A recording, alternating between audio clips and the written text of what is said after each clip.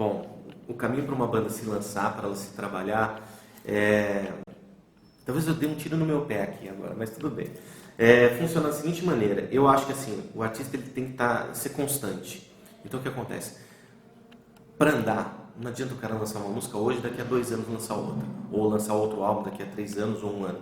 Hoje o mercado está muito, muito acelerado. Então o artista que fica 1 mês, 3 semanas, 2 semanas, sem lançar nada de novo, nada de material novo, seja um videoclipe, seja uma música, ele já está ficando para trás. Então ele tem que ter uma constância, ele tem que ter uma frequência muito alta. Poxa, eu não estou falando de gravar um disco a cada 2 semanas, mas estou falando de gravar uma música, um voz e violão, uma versão ao vivo, mas ele está sempre lançando material e sempre captando novos fãs, tá? Isso não impede ele de trabalhar uma música por 6 meses, tá? Mas tem que ter essa frequência muito alta de lançamento. Outra coisa, ele tem que pensar primeiro no digital hoje, mas ele não pode abandonar a que a gente chama de mercado offline, que é rádio, televisão, imprensa. Então, assim, o digital hoje para um artista independente é a coisa mais importante do mundo. Não é porque não custa nada, porque custa muito tempo e tempo é dinheiro. Mas é onde o público hoje está descobrindo novas músicas. Já está na faixa de 45% hoje que as pessoas ouvem música, descobrem música no digital. Ele está quase mais de 50%. Em segundo lugar, ainda vem a rádio, que responde por uma parcela muito grande disso aí. Mas o digital, e eu não estou falando de redes sociais, é um mercado muito importante. Vou dar um exemplo. Você tem essas plataformas digitais como a Ardio, por exemplo. Na Ardio você consegue ver quem são as pessoas que estão ouvindo sua música, você pode conversar com essas pessoas que estão ouvindo sua música e você pode ver quantas vezes a sua música foi incluída em determinadas playlists. Então imagina que você é um artista. Vou dar um exemplo aqui de um cara que eu curto, que é Paul McCartney. Imagina que eu fui lá, selecionei uma música do Paul McCartney e coloquei na minha playlist pessoal. E de repente veio o Paul McCartney e me agradece por ter colocado uma música dele na minha playlist. Eu vou ter um infarto do coração. A mesma coisa, o artista independente tem que causar esse impacto nas pessoas que estão consumindo a música dela. E ele talvez não esteja no Facebook, no Twitter, no Instagram ou qualquer outra coisa. Existem outras ferramentas também dentro do próprio YouTube. YouTube hoje é onde as pessoas mais ouvem canções. Só que quais são os artistas que estão dispostos a responder comentários de YouTube? Ou interagir com as pessoas que estão assistindo online. Hoje você tem uma ferramenta no YouTube que você pode ver quem está assistindo o seu vídeo naquele exato minuto.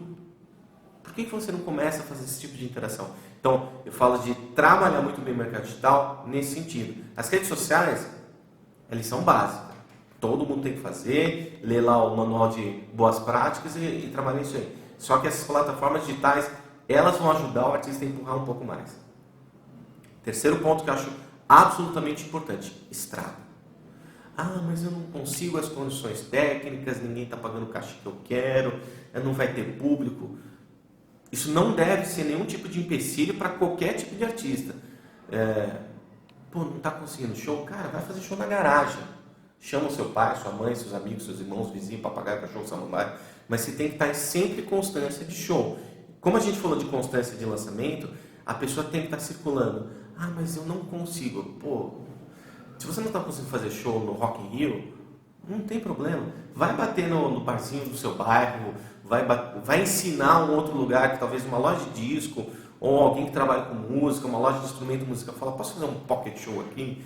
Então você precisa ter uma agenda também consistente de shows. Eu não estou falando de fazer um show com grande porte, luz, energia, laser, fumaça, não precisa nada disso. Talvez um banquinho, como aqui a gente está sentado aqui, um voz e violão, simplesmente para você poder circular sua música.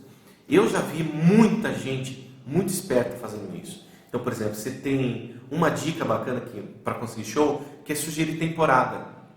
A grande maioria dos lugares que faz show, eles fazem show e o filé mignon sexta, sábado e domingo. Adoraríamos tocar de sexta, sábado e domingo. Mas e na terça-feira? Não tem gente que vai naquele bar?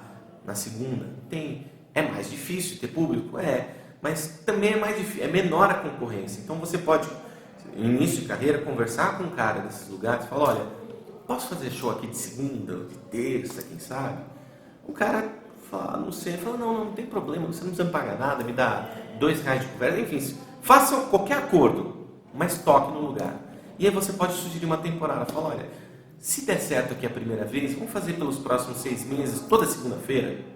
que é um dia simples e geralmente vai estar vago, você começa isso em lugares pequenos, aí começa a fazer um lugar maior, aí da segunda você passa para terça, que passa para quarta, que passa para quinta, que passa para sexta, de repente você vai ver se está tocando no sábado em um monte de lugar bacana. E eu fiz uma estratégia com uma banda chamada Ludov em 2003, que era exatamente isso. Eles começaram tocando num barzinho de um hotel, de quintas-feiras, que era uma noite, começou quarta ou quinta, não lembro, e era assim, quinta sim, quinta não, quinta sim, quinta não. E no começo não tinha ninguém, era muito pouco público. Começou a formar o público. Eles começaram tocando muita música cover, e depois eles começaram a trabalhar isso, começaram a trabalhar música própria, e no final dessa temporada que eles fizeram nesse bar, que era o Caravaggio, se não me engano, eu esqueci o nome, mas era um barzinho super legal, de um hotel, e começou a dar certo. No final já tinha público mesmo indo assistir a banda, e aí a gente pôde dar um passo um pouco maior e começar a fazer shows em outros lugares. Então, frequência de lançamentos, muita atenção no plano digital e agenda de shows sempre trabalhando. Quando você faz tudo isso, a banda naturalmente começa a andar. Além de começar a andar, você mantém uma sanidade mental dos próprios músicos. O artista, quando não faz nada e fica parado na casa dele, é a oficina do diabo a cabeça. Então, ele começa a ficar ansioso, ele começa a arranjar problema, ele começa a brigar, ele começa a desistir das ideias, das estratégias. Então, ele precisa estar em constante atividade. E isso vai manter a cabeça do artista ocupado, que é a coisa mais importante do mundo. E eu acho que vale mais um item. O artista é artista. É um cara ótimo para pegar o microfone e tocar violão. Talvez ele não seja um cara bom de negócios. Se o artista independente sentir que ele tem essa dificuldade, essa deficiência, ele tem que procurar alguém para trabalhar com ele. Ah, mas eu não consigo fazer com que o mega empresário top trabalhe comigo. Não tem importância. Vá procurar um amigo de infância, um primo, alguém da família que você confie, um irmão, ou um outro cara de uma outra banda que a banda dele acabou, qualquer outra coisa, para te ajudar nisso.